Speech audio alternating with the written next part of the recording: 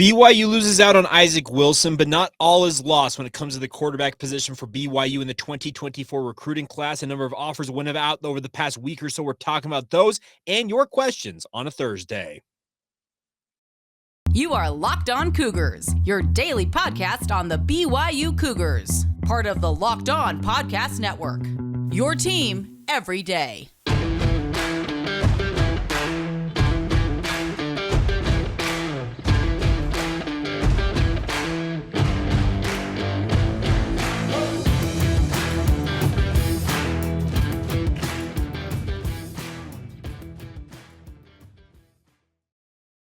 What's up, everybody? I'm Jake Hatch, your host here on Locked On Cougars, your resident BYU insider. Thank you for making Locked On Cougars your first listen of the day. And thank you to all of you for being everydayers with us here on the Locked On Podcast Network on your original daily podcast focused on all things BYU. Today's episode brought to you by our friends over at Bird Dogs. Go to birddogs.com/LockedOnCollege, and we enter the promo code LockedOnCollege. They'll throw in a free custom Bird Dogs Yeti-style tumbler with every order. All right, let's dive right in on today's show. News coming in late last night, or depending on when you listen to this, earlier this evening. They usually post these about midnight Mountain Time. But Isaac Wilson, of course, the younger brother of Zach Wilson, as well as younger brother of both BYU linebackers Josh and Micah Wilson, has committed to the University of Utah. Now, this is not surprising news to anybody who's really been kind of paying attention to the tea leaves out there when it comes to recruiting. All indications kind of pointed to him wanting to forge his own path with the University of Utah. Obviously, his dad, Mike, was a standout player for the Utes back in the 90s, a family that was dyed-in-the-wool Utah fans. His mother, Lisa, obviously. So I'm not all that surprised, frankly, that Isaac Wilson picked Utah. Now, he obviously will have to go out there and prove that he's capable of being the same type of caliber player that Zach was. And if he proves to be that, BYU will have missed out. Now, BYU, at the same time, I think that they have kind of indicated over the past week or so that they were already anticipating this move because they have offered a number of quarterbacks in the recent past, some of them committed to other programs, some of them guys that are still in high school. They've kind of got across the board with regards to the 2024 recruiting class. But the nice part is BYU has got a very, very strong stable of quarterbacks already on campus.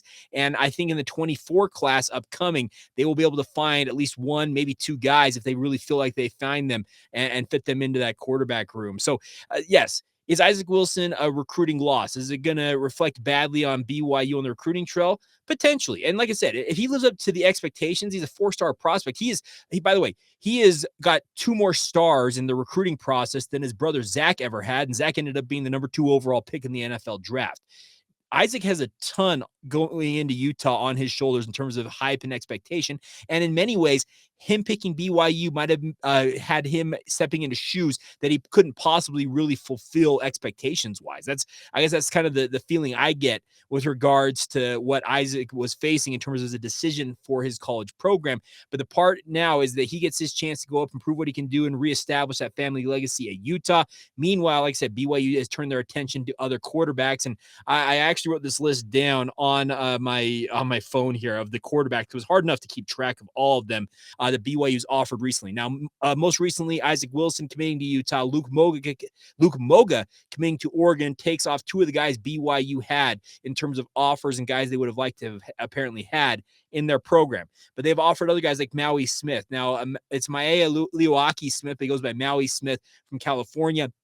He seems like a guy BYU's been in on for quite some time. He remains on that list for BYU. We'll see what happens. I think he's a supremely talented player. Very interested to see how he does. EJ Kaminong is from up there in the Washington area, if I recall correctly, Pacific Northwest, is currently committed to the Washington Huskies. Curious that BYU would throw out that offer to a guy who is obviously committed to another program, but BYU apparently feels like they can make some overtures to him and maybe make a move on that. They've also offered DeMar I gotta get this right. Demarcus Davis. I think I got that right. Demarcus Davis, a guy that BYU, according to a 24/7 Sports reported, they want him to come in on an official visit in June and maybe see if they can sway him. We'll see what happens. A very interesting player. I watched his film. He screams more of an athlete playing football, playing quarterback versus a quarterback who is an athlete. I know that sounds almost redundant in a way, but there is a difference there. And that's the one thing about that, I think, with Davis, but he's an interesting player in his own right. Now, the two most recent offers for BYU are ones that I think BYU fans have been looking forward to hearing about. One of them is Enoch Watson. Now, his older brother, Pearson Watson, committed to BYU as part of the 2023 class. Might have been the 2022 class. Pearson Watson, who's a linebacker, but Enoch Watson now is going to play for American Leadership Academy in Queen Creek, Arizona. If you know the name of that school, it's because Ty Detmer is the head coach and Max Hall is the offensive coordinator for ALA Queen Creek. The interesting part will be how Enoch Watson develops under their tutelage. He played in a wing T offense at his previous high school, Caminito, up there in Flagstaff, Arizona. The BYU staff apparently really is bullish on his ability as a passing quarterback, obviously, because coming from a wing T offense, you're not just, if you know anything about the wing T offense, it's all about running the football. That's what it's built to do. So you're not throwing the ball very often in that offense. So we'll see what happens with Enoch Watson. He seems like a guy that BYU is very, very high on. And then a guy that I have been intrigued by for some time and wondered how long it might take BYU to finally throw out an offer is a local kid. Now, he's going to be playing locally here this year, but he transferred in from Concord de La Salle out there in California by a kid by the name of Carson Suesue. He is going to play this year for Granger High School up there in the Salt Lake area. He is a huge quarterback. They list him at 6'5". I don't even know how much he weighs. He could probably weigh 250 pounds and carry it quite well. He is that just expansive of a frame. It's crazy. I've seen him in person. I'm like, wow, that is a big kid. He is a great athlete. Just first thing. The biggest thing will be how refined is his arm. That's kind of been the one bugaboo I've heard about people around him is how good it truly can he make his ability to complete passes at a high level. And we'll see what happens. But I guess running down that list of all those names, if you followed along with me, is the BYU is hot on the heels of a number of players out there in the 2024 recruiting class. Like I said, Isaac Wilson was a guy BYU was in on from the earliest days of his recruiting profile, going back to when Zach committed to BYU. I'm sure BYU pointed at Isaac and said, hey, want to be like your older brother? You'll have that opportunity if you develop. And BYU obviously stayed in the hunt until the bitter end. Ultimately, Isaac has picked Utah, but don't think for a second that BYU is going to be like, oh man, we lost out on that guy and be down in the dumps about it. They're going to obviously have to pick up the pieces now and move forward. And like I said, the offers they have thrown out recently, Demarcus Davis, Enoch Watson, and Carson Suesue over the past week, to me, scream that BYU was kind of anticipating this and was making their next move in terms of the recruiting class. Be very interesting to see which of these players ultimately pick BYU and ultimately how things shake out in the recruiting process for 2024. But I'm very intrigued to see how the Cougars do with this because, like I said, the cupboard seems to be pretty stocked for BYU if the players currently in the program live up to their billing. But the nice part is, they've said it once, they said it again. Aaron Roderick is always going to take at least one quarterback in every recruiting class. He understands that the transfer portal is here to stay, and it's obviously going to take an impact on programs, especially at the quarterback position. Guys want to play football. So he knows I got to bring a guy in essentially every class with the thought that at least one or two of these guys of every class or two are going to ultimately opt to bolt the program at some point along the route. But it's a crazy inexact science, but at the same time, it's the lifeblood of every single program out there. And I think BYU knows what they're trying to do. And obviously they'll be doing their best to build out their recruiting class in short order. All right, coming up here in just a minute, it's your guys' time to shine. A little bit later on as well, we're going to talk about Ray Paulo. He officially signed with BYU yesterday, a tight end and defensive end out of the junior college ranks. What do I know about him? Well, frankly, not much, but we'll talk about what I do know coming up a little bit later on as well, along with your questions coming up in just a moment. Now, a word on our friends over at Bird Dogs. Of course, they've been with us for the past week or so. The best part is they sent me a couple of pairs of shorts. I got to tell you, my friends, they fit phenomenally. They're super comfortable. And the best part is they are versatile. I actually took these down on my vacation to St. George. I actually had a couple of you say, Jake, you got to send us some pictures of you modeling these shorts. And I may have to do that at some point. I'll have my wife snap a picture or something like that. But what I loved about it is I took them out on the golf course one day, and they were absolutely awesome. They fit so well. They breathe, and the best part is they stretch. That's the best part of it. They stretchy fabric that makes everybody's life easier. You're not having to bend over and think, okay, are my pants possibly going to split? That's not anything that's going to happen with Bird Dog. So absolutely, I give them my seal of approval if that matters for anything for you guys. But the best part is you don't have to take my word for it. They've got multiple people out there. Bert Kreischer, the guy who's got that Machine movie coming out with who is it?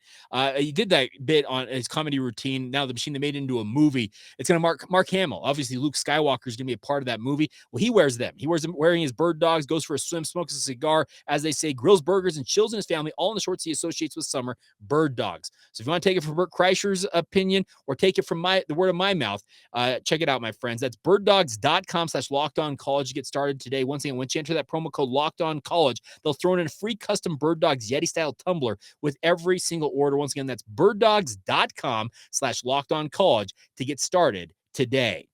Thank you once again for making Locked On Cougars your first listen of the day. Thank you for being everydayers with us here on the Locked On Podcast Network. Coming up on tomorrow's show, going to talk a little bit more about what's going on in BYU's recruiting class for 2024. I'm going to give you a lay of the land of where things stand for the Cougars as they kind of look towards the early signing period will be in December. Obviously, National Signing Day in early February of 2024. How do things look for BYU as they enter the summer months for recruiting and that type of stuff? We'll talk about that on tomorrow's show, as well as anything else that breaks. Who knows? It feels like day by day, the transfer portal, signings, all kinds of stuff has really kept us stocked. And I'll just say this right off the top. You guys, we're on track right now to make May maybe the best month of the year, downloads and views wise on the Locked On Cougars podcast. And folks, May typically is maybe the deadest month. Outside June sometimes gets a little bit slow, but this May has been absolutely awesome. It is rivaling some of our months in season. I'm just saying, you guys have responded in mass, so thank you for your support on that front. All right, let's dive in with some of these questions you guys have sent in. It's been very interesting to get some interesting comments this week, interesting questions, I guess I should say. We'll start off with this one because there are two questions with regards to the transfer portal that BYU fans have asked. A number of you have asked similar type questions. I'll give credit to David Congo as well as Claymore for both of these questions. We'll start off with David's. Harrison Taggart made an official visit to BYU last week. Do you have any updates on his recruitment? Now, I don't have necessarily anything groundbreaking, but what I understand with regards to Harrison Taggart is he's expected to make a decision relatively soon. But the more important thing is I really still remain very much in, I guess not favor, but I feel good about where things stand for BYU with regards to Harrison Taggart. If he ultimately decides he's going to play football in the state of Utah, I think it'll be at BYU. I don't think Utah has much interest, or maybe they just are simply maxed out at linebacker. I don't know the situation there, but it seems like if he's going to play in the Beehive State, Harrison Taggart will be a Cougar. Now, obviously, there could be other influences outside the state, NIL and that type of stuff. We'll see what happens. Somebody told me that his family actually moved back east as well. Wonder how much of a pull that might have, but we'll see what happens. But I'm expecting a decision relatively soon from Harrison Taggart. Next one, Claymore had this question. Has Deion Smith officially signed? If not, do you have any insight on this? Now, BYU has not announced the signing of Deion Smith, the transfer running back from the University of Colorado. Don't let that necessarily frighten you, because BYU may be simply just getting the paperwork in order, getting his transcripts, getting him enrolled in school, all that different stuff. It very well could be the case he still has to finish up some schoolwork at Colorado before he officially is able to leave CU Boulder and enroll at BYU. So don't freak out that Deion Smith hasn't officially signed at BYU. And I guess at the end of the day, at the same time, something may pop up during this process of getting him into school that ultimately decides that, hey, it's not going to work out in this circumstance. I sincerely hope I'm wrong on that. I sincerely hope that he ends up being a BYU Cougar, because I see him as a guy who's a very nice complementary piece at running back for BYU. But hey, we'll see what happens. But I'm not worried about it at this point, I guess I should say. Claymore, like I said, there were 3 or 4 others of you who asked similar type questions to that. I think Tuckman, our good friend Tuckinator, asked that. So thank you for the question, but I'm not worried about it quite yet. I think it just may simply just be a matter of time before they make that official announcement. But at the same time, there's always that chance something pops up and it ultimately does not come out. All right, next one here. Let's see. Dallin Arnold, which teams do you think are overrated and underrated going into the Big 12 this year? year? And who is your pick for the conference champion, excuse me. Overrated teams. Geez, that's a great question. Underrated teams, I'll give a nod to Texas Tech. I think Joey McGuire is doing some really nice things at Texas Tech. Another underrated squad who I think could be sneaky good year one in terms of the new programs coming in. Keep an eye on UCF, folks. They've got some players. John Reese Plumlee as their quarterback is a phenomenal athlete. By the way, I mentioned earlier athletes playing quarterback and quarterbacks who are athletes. John Reese Plumlee is an athlete playing quarterback to me. He played baseball this spring alongside spring ball for the Knights. Keep an eye on UCF. They could be very, very interesting if they are really all they're cracked up to be. They could be a surprise team year one. In terms of overrated teams, I'm not sold on Oklahoma. I'm seeing some of the over-unders for them as high as 9 wins for Brent Venables and company out there in Norman. Maybe they're going to surprise me. I just don't see it. I don't know necessarily the quarterbacks they have, Dylan Gabriel, et cetera, are the answer for the Sooners, but we'll see what happens. In terms of a pick for the conference champion, I'm going to be that guy. Texas is back, folks. I don't know. It seems like Texas has got all the pieces, honestly. Quinn Ewers is a phenomenal quarterback. I really think that kid is the truth. And if he truly is that good, Texas could be on their way to winning the conference title for the first time since 2009 in their final season as a Big 12 member. Now, that would look kind of bad, I think, on the Big 12 to have an outgoing member of their conference win it, but I'm just that's kind of the way I lean right now. I reserve the right to change my opinion over the summer. We'll talk about that as things get a little bit closer to media day in July and that type of stuff. But I guess hopefully that lays out some answers for you there, Dallin. All right, next one. Nick Chadwick. Not a BYU question, but I'm going to a Mariners game in July. I will bribe you with a Mariners hat for BYU dirt you haven't shared with listeners. Do we have a deal? We can meet at Chubby's in Saratoga for the trade. All right, Nick. I will take you up on that. I don't necessarily know how much dirt you're looking for in exchange for that hat, but I am never going to say no to Mariners gear. And if you're going to be going to T-Mobile Park up there in July, I am jealous. Funny enough, I am a Seattle Mariners fan who has never seen the Seattle Mariners play in person. Actually, I've seen them in person. I saw them play in Angel Stadium down there in Anaheim. I guess I should say I've never been to T-Mobile Ballpark up in Seattle. So it's kind of a stain on my record as a sports fan, but hey, nonetheless, let's discuss that. Nick, hit me up in the DMs. We'll talk about that. All right, next one. Aggie fan Dan. Love the game-by-game countdown of the Independence era. You may not like the one we're going to talk about here in just a minute, Aggie fan Dan. Because in your opinion, what is the most frustrating loss and the most exhilarating win of that era? The most frustrating loss to me is the loss to UMass at home in 2017. That game alone, I think it sealed the fate of Ty Detmer. I don't mean to laugh about it, but it was so laughably bad to lose to that program. It was, if I recall correctly, it was UMass's first ever road win as an FBS program, so the top level of college football. It was their first ever road win over an FBS opponent. That is some ignominy I don't want to be ever associated with if I'm BYU, but nonetheless, they are associated with it. In terms of the most exhilarating win, it's a good question. I would say, I guess, off the top of my head, I'm going to take the Wisconsin game in 2018.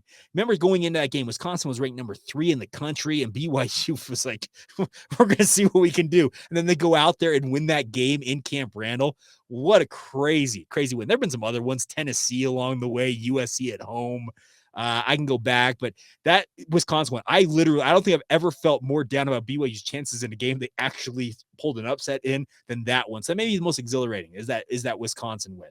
All right, next one, Dallin Olson. Can Royal be worn every game or a certain amount of games required that Navy be worn? I don't know the answer to this directly, Dallin, but I have some people I can talk to maybe get some more insight on that. My opinion is I'm Team Royal all the way. You guys should know that. I know that the branding for this podcast uses a lot of the Navy element. That's just how it was built when it was originally built. I have levied and lobbied and asked and pleaded and begged the Locked On Podcast Network to change it to Royal. So far, it has fallen on deaf ears, but I will continue the fight. We'll see what we can see what we can do to maybe change it to Team Royal, because I am Team Royal all the way. It's what I grew up with, watching BYU in the 90s, most notably as a guy who grew up watching that era of football. That Royal, and by the way, even some of the Navy and black accents along the way, phenomenal phenomenal look. Honestly, I love it. All right, Jordan Royal. Easton Baker committed on July 1. I just saw his offer from Oklahoma. Is he still considering BYU? The way I understand it, Jordan, is BYU is still very much in contact with Easton. He is a guy that was a BYU guy through and through, and he's obviously opened up his recruitment, and programs like Oklahoma are taking a look. I just think that BYU is trying to evaluate exactly what they're doing on defense and if Easton fits into what they're doing. And I know that sounds almost dumb in a way because he's a phenomenal football player. There's no doubt about it. He's a human missile out there on the football field, for crying out loud. But I think BYU is trying to evaluate exactly what they have roster-wise, what they need, and that may end up with a guy like Easton Baker recommitting to BYU down the road, or it may ultimately decide that they part ways and he goes elsewhere. We'll see what happens. But I understand that BYU is still very much in contact with Easton, and he's going through all of his options at this time. Royal Blue Saguaro, Josh Glenn pointed this out to me. Harris LaChance was cut by the Indianapolis Colts after signing that free agent deal with them shortly after the NFL draft. He says, hopefully Harris gets picked up somewhere. I am going to agree with that. I'd love to see Harris get a bigger opportunity in the NFL, and we'll see what happens. It'd be interesting to see what happens on that front. And then this last one, Solani Kitaki at Update BYU Honor Code. Update BYU HC. I'm assuming that stands for the Honor Code, but he says this: I listened to every episode of Locked On Cougars, and I'm a huge fan of your work. How does someone from Utah use FanDuel? Is it possible to bet on the over-under for BYU season? Now, I am not going to advocate necessarily for you to break the law, that type of stuff with regards to your gambling. But what I understand is if you want to use FanDuel in the state of Utah, because state law does not allow that type of stuff to happen within state lines, you have to use what they call a virtual private network, or a VPN, to essentially tell your internet browser that you're outside the state when you really aren't. But you didn't hear that here. Cool. All right. Just one of those things. We'll see what happens, but that's the way you're going to have to use it if you do want to do something like that. That's the biggest thing, is you have to obviously use a VPN to essentially make the computer think, or the internet browser you're on, think that you're outside the state where it's actually legalized to use FanDuel or other gambling partners out there. And FanDuel obviously is sponsored with us here on the Locked On Podcast Network. All right, a final couple of questions here on the show. Our good friend River Coug says this: what are your thoughts on Utah and the Big 12? I would love for the Holy War to be annual, and I believe it would be a big media value for future conference TV negotiations. It says, long live Jake Hatch and LOC. Well, thank you, River Coug. First off, I would advocate for Utah to be a member of the Big 12. I think it absolutely would bolster the Big 12 to have Utah joining the conference. But here's the thing. Everything I hear/read about Utah is they are resistant to the idea of going to the Big 12, at least at the current time. Now, if the Pac-12 ship truly does sink, and we had Barry Trammell on my radio show earlier today. I'm recording this on Wednesday night, and he said that 3 months ago I would have told you the Pac-12 sticking together. He says, I've changed my mind, and I believe that Pac-12 schools are going to jump to the Big 12 right now. That's what his opinion is at the current time. That could change in 24 to 48 hours, it feels like, but he feels like something's going on with regards to that. And if the ship does begin to sink and Utah is trying to find a landing spot, I think the Big 12 would be very natural for them. So I'd be an advocate for Utah to do that, but their hubris, their resistance to even considering the notion, that actually may do them in a way down the road. We'll see what happens. It's very interesting to look at that and consider that, but I would be an advocate for that to happen. All right, one other note real quick. Actually, two other questions. I apologize. These came in via email. I've actually got to pull them up as I'm scrambling here to do it. I had them pulled. All right, first one, Jake Cannon. This came in last week. So, Jake, what is the fate of BYU TV in the Big 12? Will BYU TV still broadcast games or just do pre- and post-game shows? The way I understand that, Jake, is that BYU TV is going to be folded into the ESPN Plus streaming package that a lot of the Big 12 Olympic sports will be. BYU TV will still handle a lot of the production of those contests in Provo, but they will not be branded as BYU TV. They'll be Big 12, whatever, on ESPN Plus, if that makes sense. So the talent you've come to know and love around BYU TV broadcast, I assume will still be on the call, producing and obviously distributing that type of stuff, but it just will not have the BYU TV branding. Is there an off chance that BYU TV gets some chances to do some of those contests under their own umbrella? Maybe so, but it sounds like it's more likely going to be folded in with the current Big 12 media contract, and we'll see what happens here. Now, final one on this, Chris Gregory says this. Hi, Jake. I noticed that there haven't been any new episodes of Locked On Big 12 lately. Do you know if they will be resuming shows soon? Thanks, Chris. Now, Chris, I think most of you out there know that my good friend and a confidant of mine, Josh Neighbors here on the Locked On Podcast Network, was let go by the network after a situation popped up with Locked On Big 12. He has started a new podcast. It's called The Neighborhood Watch. It's part of the 365 Sports family out there in Waco, Texas. If you guys, I'm probably breaking rules here by advocating for a podcast outside of the LOPN family, but Josh, he is a great, great dude. He made a mistake. And if you want Big 12 updates, I'd check out his podcast. To answer your question more directly, Chris, I have no idea what's happening with Locked On Big 12. I have not been approached about doing it. I do not know if anybody has been approached at this point. I would assume they are going through their options, speaking of the Locked On Podcast Network, to find a new host for that. But I do not know a timeline of when they might resume doing those podcasts. But in the meantime, like I said, I may be getting my bosses to yell at me, but I'm going to stump for my guy and Josh and tell you to go check out that Neighborhood Watch. Just search out Neighborhood Watch wherever you get your podcast, or search out 365 Sports. You should be able to find it pretty quickly out there on YouTube or wherever you get your podcast. All right. A lot of questions, and a big thank you to all of you. There's some great questions this week, honestly. And if I missed any, I will kind of go back through and make sure if I missed any, I'll answer them on tomorrow's show. We'll catch up. I sometimes gloss over one or two along the way, and I'll make sure to do my best to catch up on those on tomorrow's Friday edition if I did miss any. But coming up here in just a minute, we'll flip over, talk about some other notes for BYU sports, including BYU men's golf. They have a unique thing that happens when they play in the NCAA Championships. They're going to play their own third round before the first round really begins. We'll talk about all of that here in just a moment as today's Locked On Cougars episode continues. First, a word on our friends over at Perry Homes. Of course, Perry Homes has been with us for a few months now, and if you're looking for your first home or you're ready to upgrade to a dream home or anything in between, my friends, Perry Homes has got the house for you. For 50 years, Perry Homes has been Utah's premier home builder with communities throughout the state. They have many communities, home designs, and price points to help meet your needs. They want to customize it to what you need as a consumer. That's the best part about this. They got beautiful communities in Davis, Salt Lake, Tooele, Utah counties, along the Wasatch Front, multiple communities down in the southern part of the state in Washington County near St. George. Depending on where you want to live, they've got an option for you. They offer over 50 unique home designs, from ramblers to 2-stories to townhomes as well. They even have quick move-in homes available if you're ready to make the move right away, and they're offering generous financing incentives right now through their preferred lender as well. So get started today by going to visiting perryhomesutah.com to see what's new in Utah's finest neighborhoods. That's perryhomesutah.com to learn more now. For 50 years, Utah has been coming home to Perry Homes.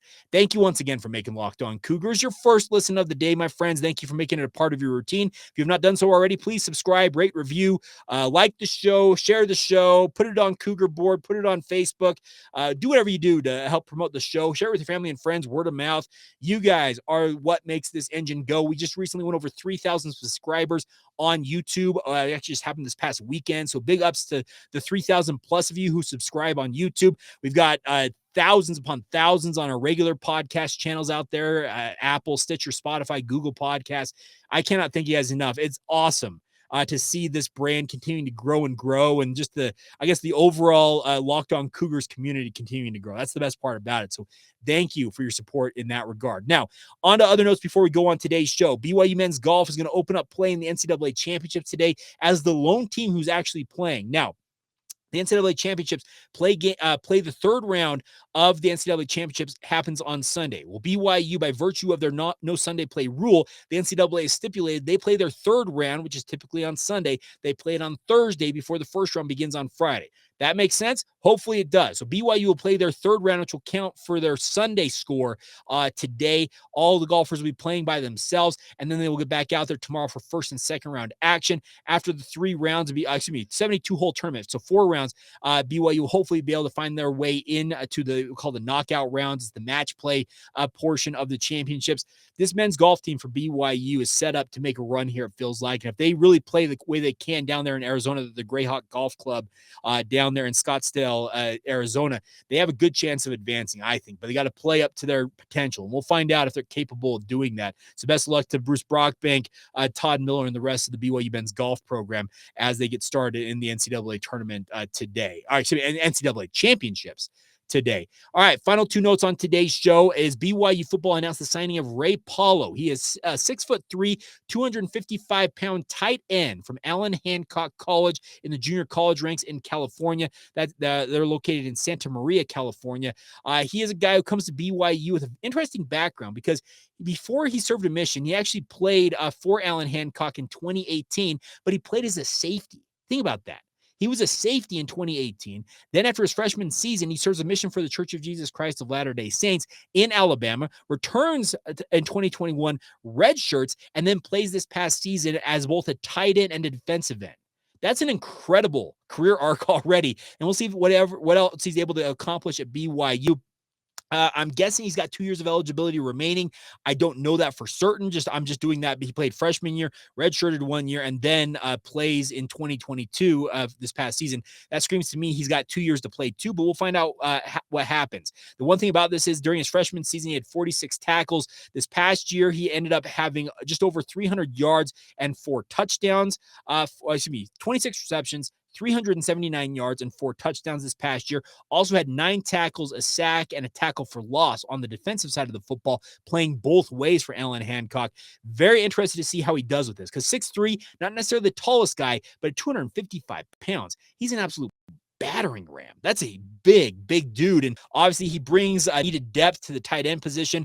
They've also got guys like Jackson Bowers coming into the program. Ethan Erickson's already there. Mason Wake's there. Mason Fakahua, etc. They've got bodies, but they needed maybe one more guy. And it appears that Ray Paulo is indeed that dude who's going to lead the way for BYU. Not lead the way, but he's going to come in and hopefully take some of the pressure off the tight end unit for BYU. Guys like Isaac Rex, maybe take a rep or two away from them. And obviously that's just quality depth for BYU as he comes in to the BYU football program. All right, final note before today's show, and Aggie fan Dan, cover your ears. BYU finished out the 2016 season with a 28-10 win over the Utah State Aggies. Improved BYU's record to 8-4 on the season. We already talked earlier on about those 4 losses coming by a combined 8 points. Crazy times how close BYU was to having one of those magical seasons in 2016 with Kalani Sitake at the helm.